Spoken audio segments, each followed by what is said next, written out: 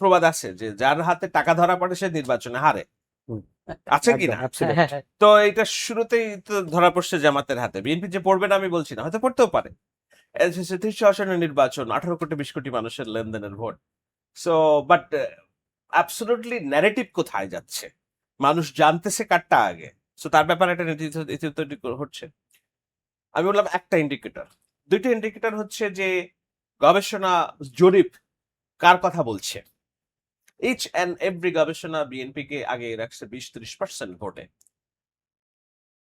গোয়েন্দা সংস্থা শুরু করে দেশি বিদেশি। রয়টার্স কালকে শিরোনাম করছে at the edge of power Tarique Rahman, দ্বার প্রান্তে। ক্ষমতার দ্বার প্রান্তে। সো এটা হচ্ছে দ্বিতীয় প্যারামিটার।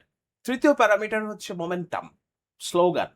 এই যে হাজার হাজার লক্ষ লক্ষ মানুষ গ্রামে যাচ্ছে, তারা কি স্লোগান দিতে দিতে যাচ্ছে।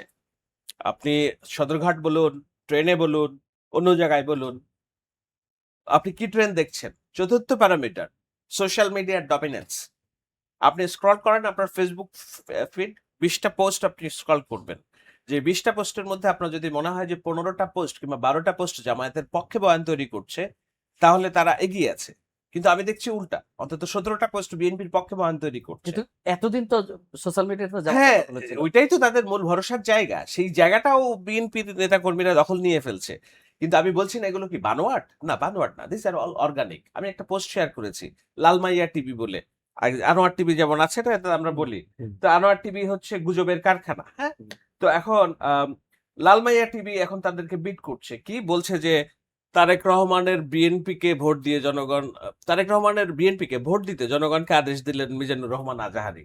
এটা একটা ডাহা মিথ্যা কথা। হুম। কিন্তু এইটারও শেয়ার হয়েছে 48,000 মানুষ এটাকে লাভ চিহ্ন দিয়েছে, 10,000 শেয়ার হয়েছে। এটা হচ্ছে যে অর্গানিক গুজবের প্রচার। সেই গুজবটা কার পক্ষে আপনাকে দেখতে হবে। এতদিন যেটা ছিল জামায়াতের পক্ষে, এখন এটা অর্গানিক্যালি বিএনপির পক্ষে। সো নাম্বার 4th ইন্ডিকেটর আমি বললাম। 5th ইন্ডিকেটর হচ্ছে নারী ভোট, জেনজি ভোট কাদের দিকে শিফট করছে।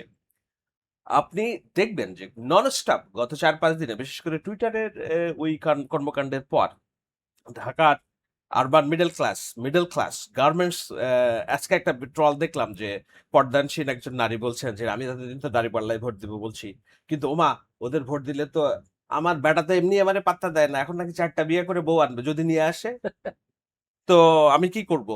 সো গার্মেন্টস কিংবা লোয়ার মিডল ক্লাস তাদের ভিতরে এই ভয় ঢুকছে যে ইসলামিক শাসনের মধ্যে নারীদের মর্যাদা, বৈবাহিক স্ট্যাটাস কোন পর্যায়ে যাবে, তাদের কর্মঘন্টা 5 ঘন্টা কমিয়ে দিলে গার্মেন্টস শ্রমিকরা কিভাবে পথ চলবে, তাই না? সাতক্ষীরা 4 আসনের নজরুল ইসলাম গাজী জামায়াতের প্রার্থী বলছেন যে ইসলামের নিয়ম হলো মেয়েরা বাড়ির বাইরে গেলে গায়রুম মায়েরুম তত্ত্ব অনুসারে একজন বাবা মা ভাইকে সাথে নিতে হবে। তো বাংলাদেশের 51% নারী তারা একজন পুরুষকে সাথে নিয়ে বাইরে যাওয়ার কালচার আবার বাংলাদেশে ফিরে আনবে জামায়াতে ইসলামী। তাদের পলিসি সামিটে তারা বলছে যে আম, হজ ফরজ যেটা আছে ইসলামের বিধান, অনেকেই দেয় না। জামাত ইসলামী কি ক্ষমতায় আসলে বাসায় যে বাধ্য করে হজের বিল নিয়ে আসবে কিনা, ইয়ানাত বাধ্যতামূলক করবে কিনা তাদের এই যে বাড়তি খরচ মেটাতে, তাদের দলের কর্মীদের মতো করে প্রত্যেকটা হাউস হোল্ডে ইয়ানাত বাধ্যতামূলক করবে কিনা, অনেকগুলো অনেক জিনিস আছে।